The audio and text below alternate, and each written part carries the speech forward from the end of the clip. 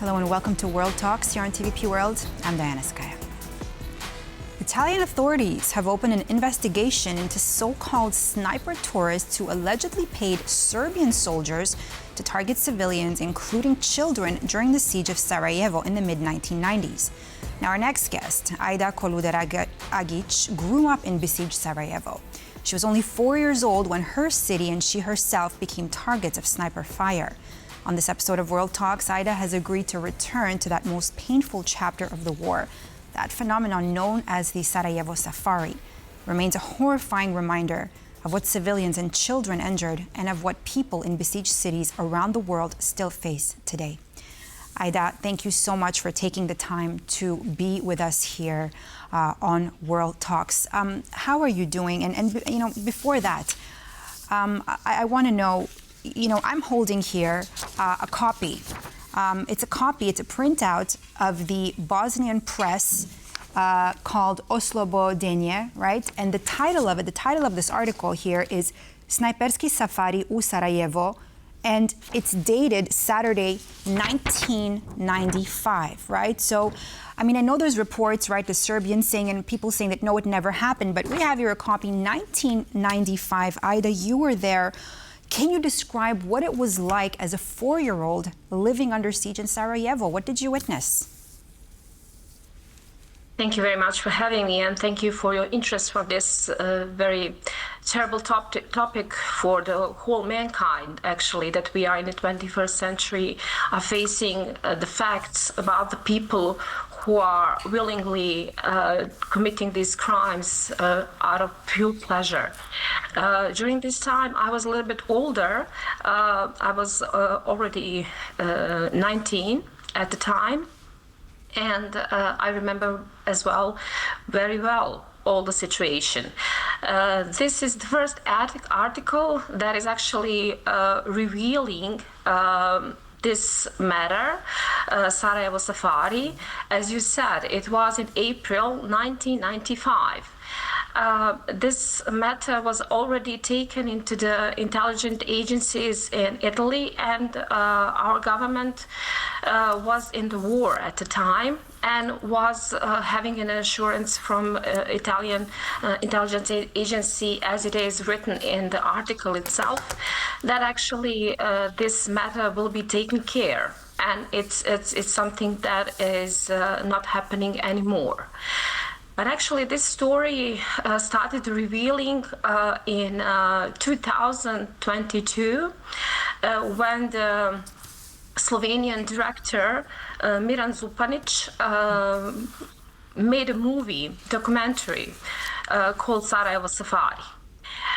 He made this documentary because he managed to find the witnesses of this horrible crime, who were not able to be silent anymore. They were hunted by everything they saw. And they had a very big urge and a very big need to talk about it. So actually this movie started the whole issue where a wonderful writer and the journalist Enzo Gavazzeni started his investigation, because in this movie Italians were mentioned, because the whole thing was actually coming from Italy.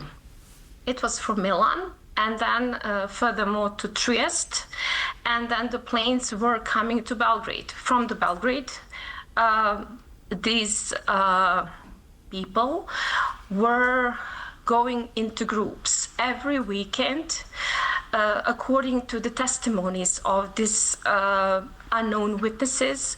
This was going on for the whole 2 years. Every weekend, group of 5 till 8 people were heading for Sarajevo, for the hills of Sarajevo.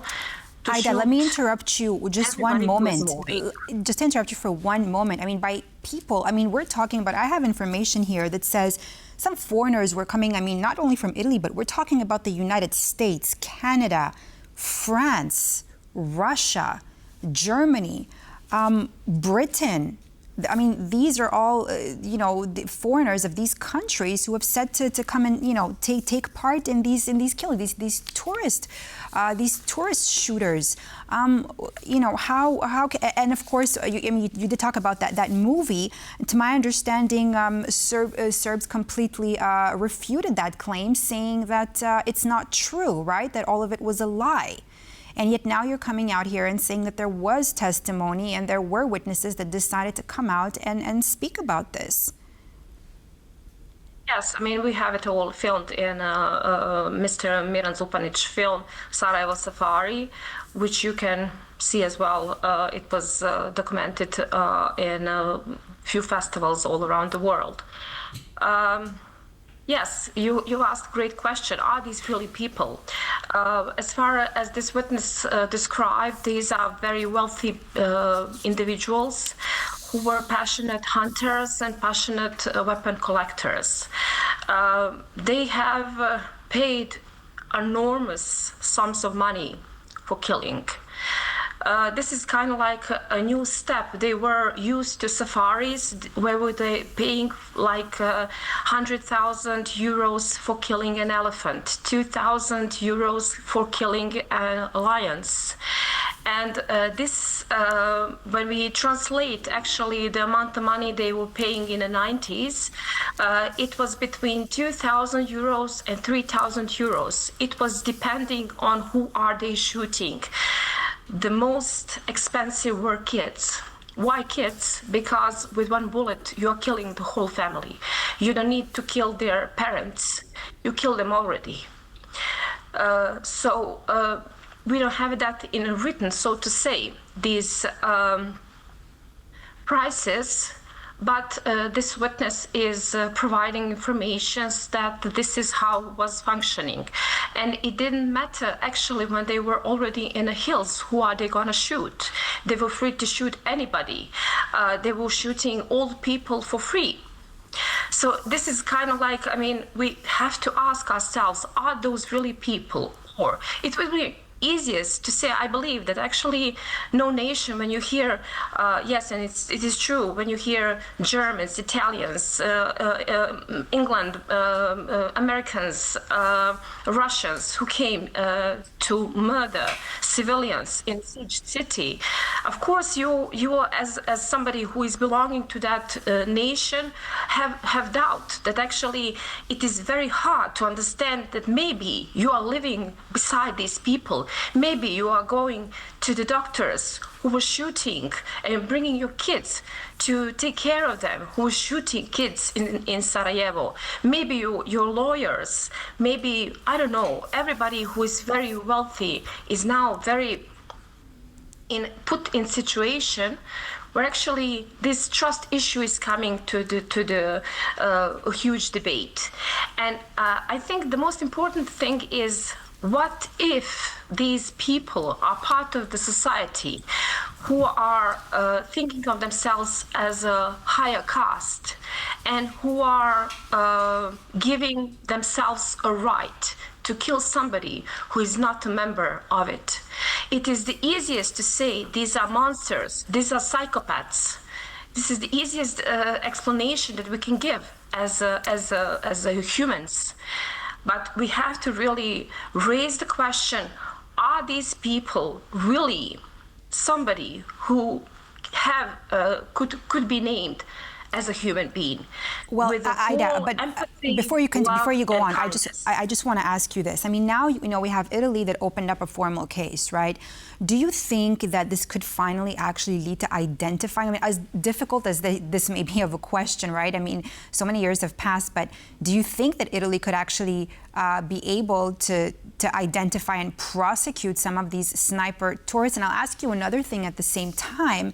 I mean, if intelligence agencies in some countries knew about what was going on, because clearly they did. I mean, here we have an article that was already coming out, right, in the 90s, in April, like you mentioned. What responsibility do those governments have today? Say whatever this investigation is going to reveal and come forward, right? What do you think will happen? I believe, I mean, Enzo Glanzini gave an interview and he said he is committed to go all the way. He has provided really big documentation about all the crimes and all the potential people who committed those crimes. Of course, Italy prosecutors have to go through all these allegations and have a case. And actually, he is totally convinced that they will win. That actually, at least few of them, I mean, imagine amount of the people every weekend for the 2 years, 5 till 8 people were coming to Sarajevo. And he says it would be good if few of them were brought to the justice. And of course, I mean, we cannot put the focus only on Italy. Now, as you said, it is very important for other governments to be aware of this situation. Florence Hartmann, the French reporter, French journalist and writer, is claiming that actually the prosecutors in Hague know about it because they had testimonies that were connected to the information that were leading to the safari snipers, safari killers, tourist killers that were shooting civilians on the hills of Sarajevo. Aida, I mean, Serbian veterans do call the story an absolute lie, right? Why do you think that they so much reject this claim and, you know, strong resistance to acknowledging what happened? As I said, it is very difficult, and I believe as a nation and a member of one nation, to accept that among you there are people who committed these terrible crimes. Especially that there are people who said, I mean, you have testimonies, even it is for me very important to mention as well, Pavel Pavlikovsky, your director, who made a documentary about the war in Sarajevo in 1992.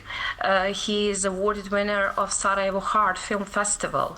And in his movie as well, you can see those people who are brought there from the politicians, brought from the high representatives of the army of the Bosnian Serbs, who were encouraging their guests to shoot on Sarajevo, on its civilians.